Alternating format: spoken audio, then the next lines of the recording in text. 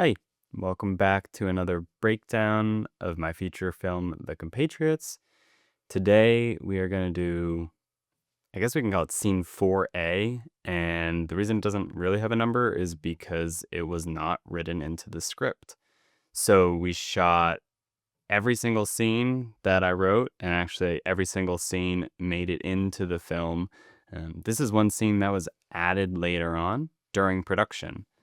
It was added because at one point during the shoot, Dennis, who plays Hunter, came up to me and he said, "How is anyone going to know that Tracy loves me? That we have this connection together?"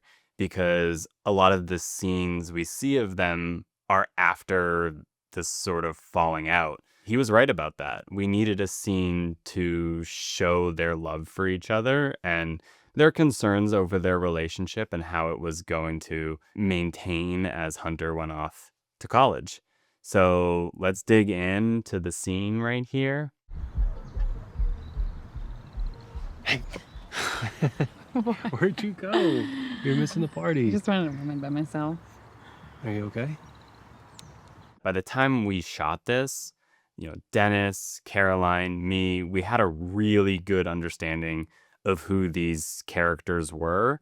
And they were in the makeup chair for another scene, and we sort of improvised this. They just started having a conversation. I was listening to it. I was adding suggestions in. They were workshopping it. And then I went back and I wrote down, what we had come up with into a, quick and fully fledged scene. It's about time. We can talk about it later.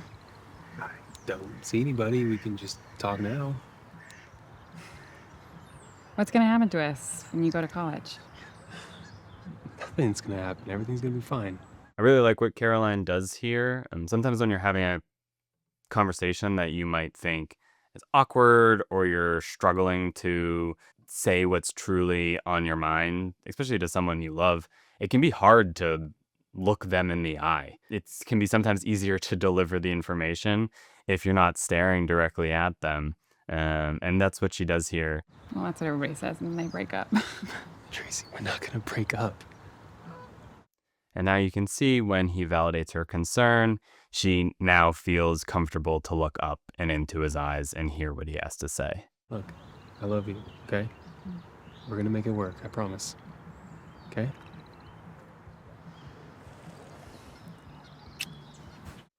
I really love this pinky swear moment between the two of them. And it's cool because, as you're shooting a movie, there are these moments that come up that you couldn't have recognized on the page. And this was a moment, this pinky swear moment, that's going to come back in a much later scene. And it's going to show the bond between the two of them. And that was something we discovered on set. Let's head right into scene 5 here. This is going to be one of the most pivotal scenes in the film. And because of that, we actually shot it, I think, one of the last scenes in the entire shoot. This is for various reasons. One of them being that I wanted the height of Dennis and Javi's chemistry to show through in this scene. They've known each other for the longest, the actors, and they kind of have a shorthand with each other and they understand each other. And that's super important because this is, the height of Hunter and Javi's high school friendship. So we really needed to believe them here. I like mine with a little bit of diet root beer. I think the flavor profiles really start to shine through. What? Oh yeah, that's vintage. It's coming in hot any minute now. Just wait. I think we all remember that feeling of discovering alcohol and trying to make it less horrible, and in the process making it more horrible. Just wait. Here, drink up. Put some pubes on your balls finally.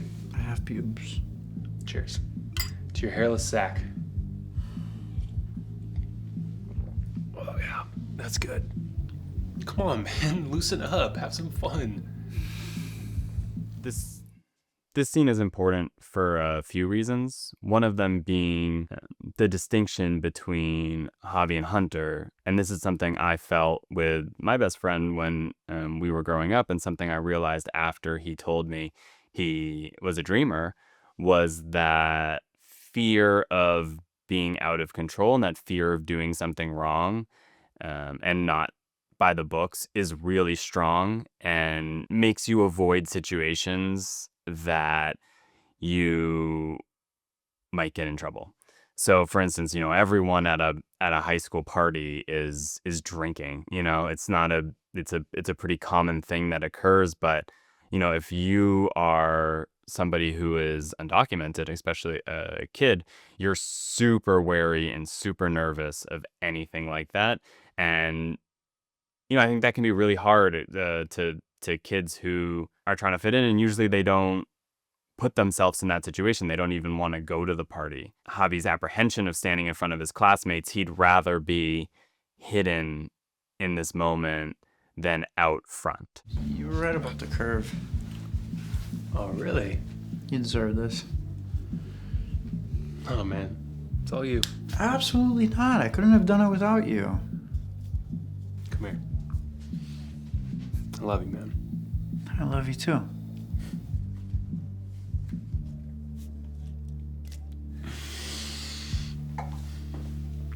The kiss was a really challenging moment for me. It was a really challenging scene to write. It was a really challenging thing to film. It was hard because that this is going to tear at their friendship. We needed something to propel the story forward, and we needed something that would be big enough that could affect these two. And it teaches Javi later on, not to be rash, to be patient, to wait for moments to come to you. And I think that's a really important lesson for him to learn. I think he learns it too hard. And where we meet him, you'll see in 5 years later, he's very hidden again, and he is struggling to become himself.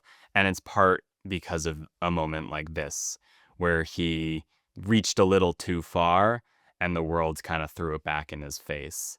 So we're going to see him try to get over this moment with the help of Hunter. There's a lot I set up in these earlier scenes that we see come to fruition later on, and this is one of those as well. A moment that is possibly one of the worst in their friendship is going to help them later on, which is really, I think, beautiful. I think we can look at so many moments in our lives and things that changed us and changed our relationships with other people after some time and some processing. Sometimes those moments are, come back in really mysterious ways, and they can actually be very beneficial to our lives. The fuck was that? The breaking of the glass is another one of those little moments that I sprinkled in there that you'll see comes back in a really fun way towards the end of the movie. This was a tough shot. Again, we had, 2 chances at it. I wanted this big impact of us following the camera down to the glass breaking on the ground. He doesn't even notice the fact that he dropped this glass on the ground. He has to get out of this room no matter what. Dude? No, Hunter! Dude! Hunter! No, back off, man.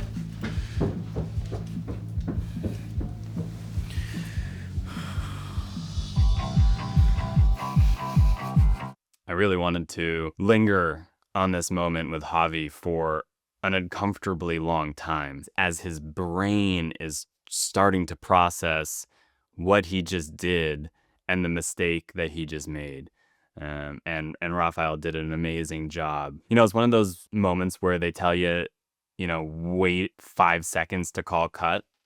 And I tried to do that for a lot of these scenes, and this is one where it just worked out. Where I feel like maybe it would be a comfortable place to cut, we actually want to make it uncomfortable because we want the audience to stay with him as he starts recognizing the decision that he just made. Yeah, I think Raphael did a wonderful job just staying in this and being with that action. So that takes us to scene 8, interior Tracy's house kitchen.